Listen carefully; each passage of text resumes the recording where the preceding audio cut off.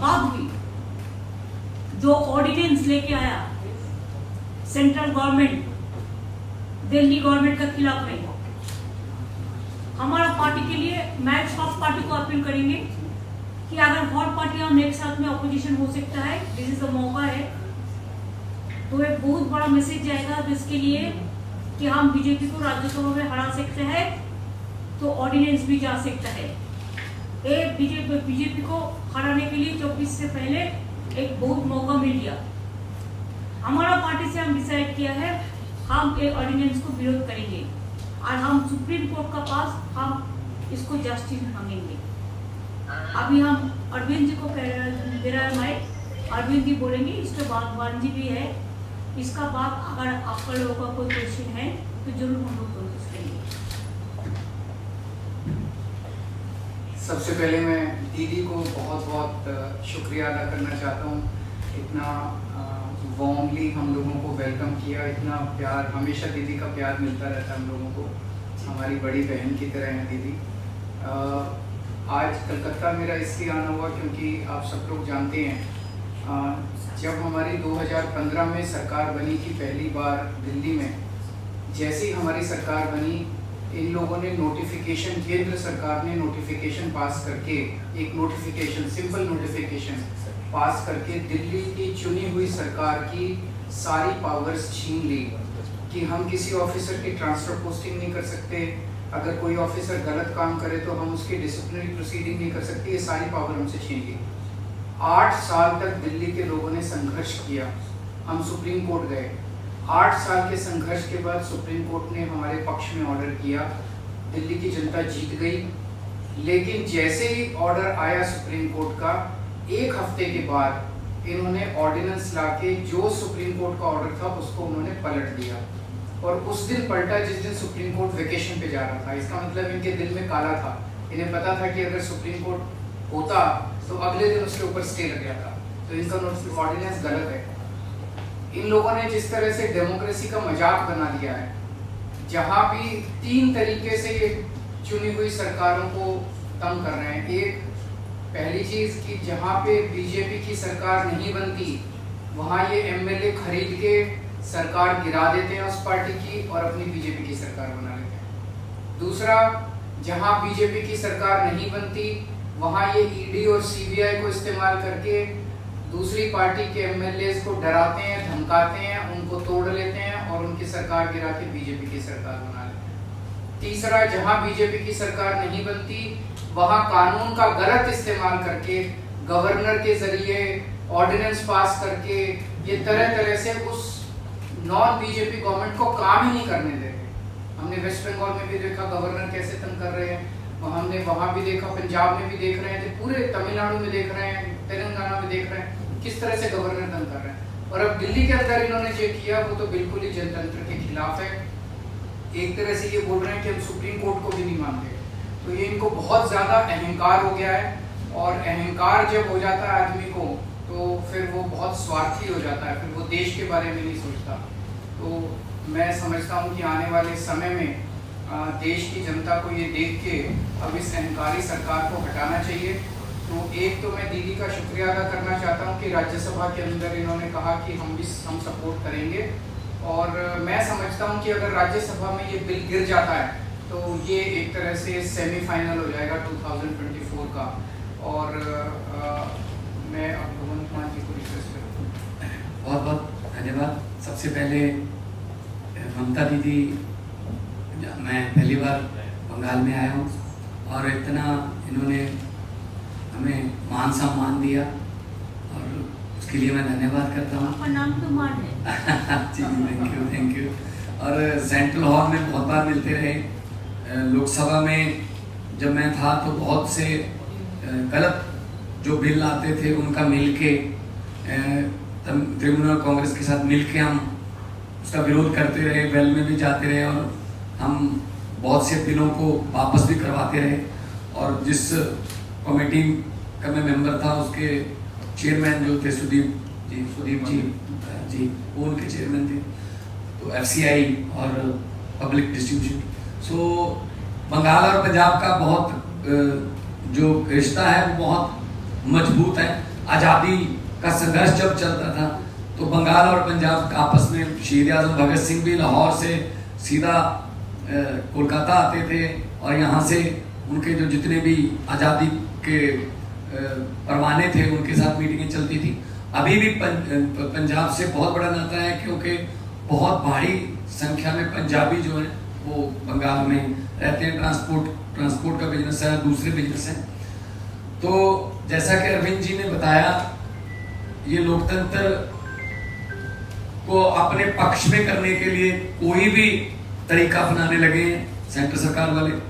यहाँ तक कि मेरे 117 में से 92 एमएलए, बहुत बड़ा मैंडेट है, फिर भी मुझे अपने बजट सेशन को जो है चलाने के लिए सुप्रीम कोर्ट जाना पड़ा।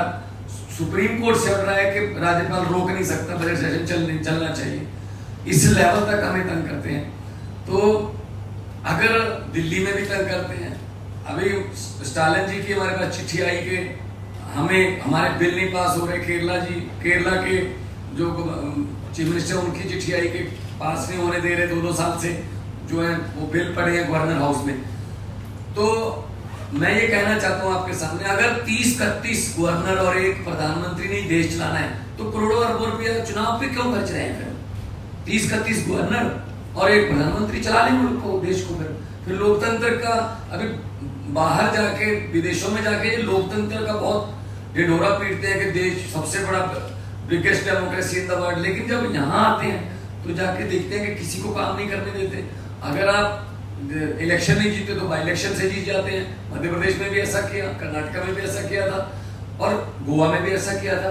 दिल्ली में मतलब एलजी मीन्स गवर्नमेंट, ऐसा इस लेवल तक की वर्डिंग जो है लोकसभा में पास करवाई है, एलजी मीन्स गवर्नमेंट। तो फिर आप इलेक्शन जो होती है, जो करोड़ों लोग इलेक्शन में जो लाइनों में लग के अपने पसंदीदा एमएलए, विधायक और मुख्यमंत्री को चुनते हैं, तो वो उनके लिए, वो किसके लिए वोटिंग कर रहे हैं? तो ये मजाक बना रखा है डेमोक्रेसी का। तो ममता दीदी का बहुत धन्यवाद इसलिए भी कि इन्होंने बहुत लड़ाई लड़ी है, बहुत बड़ी बड़ी लड़ाइयाँ लड़ी और जीती हैं, सफलतापूर्वक लड़ाइयाँ लड़ी हैं इन्होंने। चाहे वो इलेक्शन हो, चाहे वो सीबीआई की रेड्स का मामला हो, चाहे ईडी का मामला हो। तो हम लोग इकट्ठे होकर देश को बचाने का सवाल पैदा हो गया, लोकतंत्र को बचाने का सवाल पैदा हो गया। तो पार्टियां आपस में बहुत से पॉलिटिकल जब विचारक मतभेद होंगे, लेकिन अगर देश रहेगा तो हम पार्टियां रहेंगे ना। अगर 24 में ये संविधान बदलने की कोशिश कर रहे हैं, हर रोज ही कोशिश करते हैं संविधान बदलने की, तो देश के संविधान को खतरा पैदा कर दिया इन लोगों ने। इतने सत्ता की भूख हो गई, या इतना ये अहंकारी हो गई, जैसा अरविंद जी ने बताया। लेकिन हमारे पंजाबी में कहावत है कि हंकार दा सिर नीवा होता है, हंकार हमेशा हारता है और भगवान भी हंकारी बंदे की जो है वो हेल्प नहीं करता। हम लोग सच्चे लोग हैं, हम लोग देशभक्त लोग हैं, अपने अपने फील्ड को छोड़ के हम राजनीति में आए हुए हैं और हम चाहते हैं देश नंबर 1 बने दुनिया में। लेकिन वो तभी बनेगा जब सच्ची नीयत वाले लोग जो है वो आगे आएंगे। मैं आज जो ममता दीदी ने कहा कि इस ऑर्डिनेंस का विरोध करेंगे, डट के विरोध करेंगे राज्यसभा में, उससे हमारा हौसला बढ़ा है और हम चाहते हैं कि जो सारे जहां से अच्छा हिंदुस्तान हमारा, वो वाला नारा जो है वो देखने में भी, ग्राउंड में भी देखने को मिले। बहुत धन्यवाद। Is there any question? চারটে পাঁচটা বেশি থান্ডার স্টর্ম হচ্ছে কিন্তু। দিদি আমার একটা প্রশ্ন আছে, আমি প্রশ্ন ইংরেজিতে করছি এখানে। You have already proposed 1:1 fight against the BJP. From which media? Didi, this is Safi from Deccan Herald newspaper. Deccan Herald. Okay. You have already proposed 1:1 fight against the BJP and interactions have started between opposition parties. How long can it take for a coalition to take place? और अरविंद जी आपके लिए मेरा एक सवाल है कि आप अभी ट्वीट कर सुबह निकले हैं कि ये लड़ाई केवल दिल्ली वालों की लड़ाई नहीं है, इसमें सबके साथ की अपेक्षा करता हूं। आज से देश भर में निकल रहा हूं, तो इस अपेक्षा में क्या कांग्रेस शामिल है? और मनीष जी का जो दुर्व्यवहार का मामला है उसमें दिल्ली पुलिस ने क्लैरिफाई कर दिया है कि ये दुष्प्रचार है। धन्यवाद। पहले मैं अपने क्वेश्चंस का जवाब दे देता हूं कि जैसा अभी एग्जाम्पल्स दिए, दिल्ली में इन्होंने ऑर्डिनेंस लाके सुप्रीम कोर्ट के जजमेंट को पलट दिया। सुप्रीम कोर्ट ने 8 साल की लड़ाई के बाद दिल्ली के लोगों को न्याय दिया था। 8 साल की लड़ाई के बाद दिल्ली के लोगों को उनका हक मिला था, और एक हफ्ते के 8 साल की लड़ाई के बाद इन्होंने 8 दिन के अंदर उसको ऑर्डिनेंस लाके पलट दिया, दिल्ली के लोगों को फिर से सड़क पे ला दिया। और ये केवल दिल्ली की लड़ाई इसलिए नहीं है क्योंकि वेस्ट बंगाल के गवर्नर भी वैसे ही करते हैं। पंजाब के गवर्नर अभी जो मान साहब ने बताया, आपको जान के आश्चर्य होगा, इस बार बजट सेशन बुलाने के लिए पंजाब के गवर्नर ने मना कर दिया कि बजट सेशन नहीं होगा। ऐसा हो सकता है जनतंत्र में? सुप्रीम कोर्ट जाना पड़ा पंजाब गवर्नमेंट को बजट सेशन बुलाने के लिए। तमिलनाडु के मुख्यमंत्री का मेरे पास लेटर आया, उन्होंने लिखा कि ढेर सारे बिल गवर्नर कई महीनों से लेके बैठे हैं। तेलंगाना के चीफ मिनिस्टर ने सुप्रीम कोर्ट में केस किया कि उनके 22 बिल गवर्नर लेके बैठे हैं। केरला के चीफ गवर्नमेंट जो है सुप्रीम कोर्ट में गई हुई कि उनके वाइस चांसलर अपॉइंट हैं। सारी गवर्नमेंट्स के अंदर वो तंग कर रहे हैं। कितनी सारी ऐसी गवर्नमेंट्स हैं जिनको उन्होंने गिरा दिया, या तो खरीद के और या उन्होंने डरा के सीबीआई ईडी भेज के। ये लड़ाई केवल मेरी लड़ाई नहीं है, ये लड़ाई 140 करोड़ लोगों की लड़ाई है। ये इनके अहंकार के खिलाफ है। ये इतना अहंकार हो गया इन लोगों को, इतना अहंकार हो गया इन लोगों को कि अगर बीजेपी को वोट नहीं दोगे तो आपकी सरकार नहीं चलने देंगे, आपकी सरकार गिरा देंगे, आपके एमएलए तोड़ देंगे। ऐसे तो देश नहीं चल सकता। दूसरा आपका क्वेश्चन मनीष जी के बारे में, आपने देखा होगा वीडियो, किस तरह से आज मनीष जी को गले से पकड़ के कोर्ट रूम में घसीट के ले गए ये लोग। Is this the way you treat the deputy chief minister, education minister? ऐसे तो ट्रीट नहीं करते। तो उनकी क्लैरिफिकेशन जो मर्जी हो, क्लैरिफिकेशन तो उन्होंने कहा नहीं हमने कुछ नहीं किया, पर वीडियो आप देखिए। This is not the way to treat chief deputy chief minister. He is not an accused, he is not a convict. अभी तो उनके ऊपर आरोप है, आरोप साबित नहीं हुए हैं। ऐसा जो मनीष जी का बारे में जो बोला है अरविंद जी, वो दिन हमारा घर में भी वो पुलिस हो उसका घर में, अभिषेक का घर में नोटिस देने के लिए वो नहीं था, वो बांकुड़ा में था। तो 2:30 बजे जाके बोला अभी नोटिस दे दो, नहीं तो कल दिखा दूंगा, कल नहीं आएगा। तो ऐसा बात किया। What they thinks that we are the bonded labours? What they thinks that we are their servant? Ego का एक लिमिट होता है, जो भी मर्जी कर सकता है।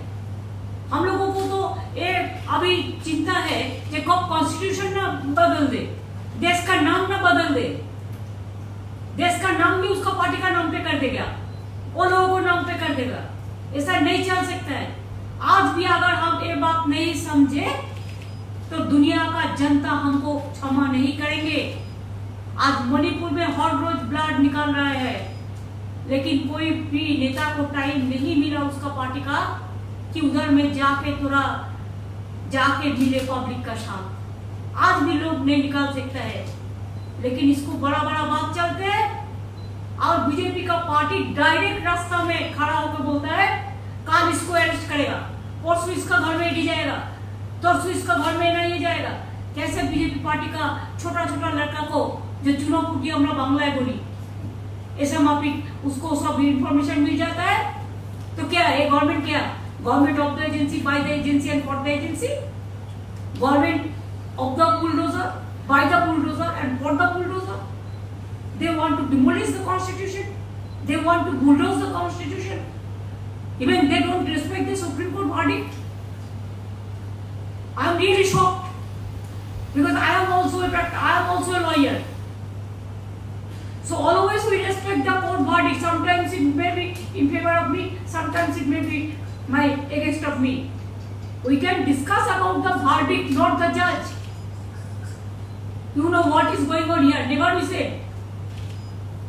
When Supreme Court gave a verdict, strong verdict, after so many years, they will go for election, they will go for people, they will work 5 years for the people, and ultimately central government will rule all the state through governor, through some ordinances, through some letters. आज भी मेरे को एक letter मिला कि foreigners को ढूंढो। कहाँ से फॉरेनर आएगा इधर में? जो वीजा है, जिसको है, पासपोर्ट है, उसका पास तो गवर्नमेंट ऑफ इंडिया का इंफॉर्मेशन रहता है। ये एनआरसी करने का मतलब है कि चुनाव का पहले ये सब चलाकी में से काम करो, लेकिन इससे रोका नहीं जाएगा। हम हर पार्टी को विनती करने चाहूंगी कि अगर आपका एक साथ में काम करने का मन है, दिल है, दिमाग है, तो मेरे को हम्बल रिगार्ड्स होगा, मेरे को अपील होगा कि एक वोट भी बीजेपी को नहीं देके हर political party, even there are some BJP party members also, they are also not happy. I will request them also give vote to non-BJP party this against the ordinance. अगर ऐसा ही ordinance करेगा तो कोई राज्यों को कल तोड़ देगा, परसों तोड़ देगा। मेजोरिटी रहने से भी ऐसा नहीं कर सकते हैं। There are some systems. ये तो खतरनाक बन गया देश के लिए, धमाका मचा दिया। 2000 का नोट तो क्या था, 2016 में तो एक दफे किया। तब तो हम लोगों ने कहा था कि जनता को 2000 नहीं चाहिए, 1000 का रुपया में काम हो जाएगा, 500 में, 100 में, 200 में। तब तो बात नहीं सुनो। अभी ऐसा क्या हो गया कि बाहर जाने का पहले तुरंत इसको करना पड़ा।